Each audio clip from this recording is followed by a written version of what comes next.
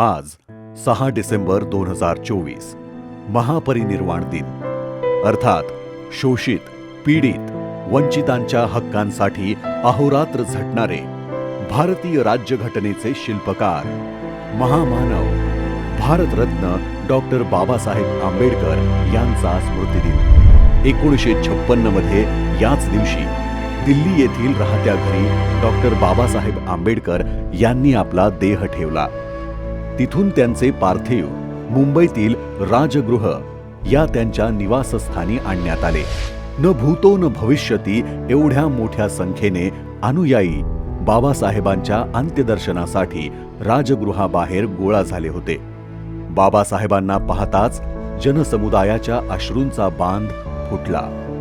राजगृहापासून निघालेली बाबासाहेबांची अंत्ययात्रा अखेर दादर चौपाटीवर जाऊन थांबली आणि तिथेच महामानव डॉक्टर बाबासाहेब आंबेडकर यांच्यावर अंत्यसंस्कार करण्यात आले.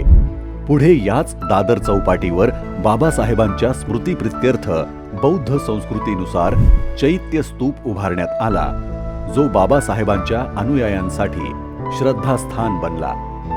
आज या स्थळाला चैत्यभूमी असे म्हणतात.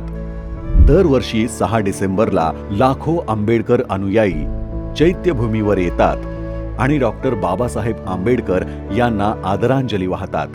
आपणही आजच्या या महापरिनिर्वाण दिनी समाजातील सर्व घटकांना स्पर्श करणारी, देशाला एकसंध ठेवणारी डॉक्टर बाबासाहेब आंबेडकर यांची लोकशाही विचारधारा, त्यांची स्वातंत्र्य, समता व बंधुत्वाची शिकवण पुढे घेऊन जाऊया.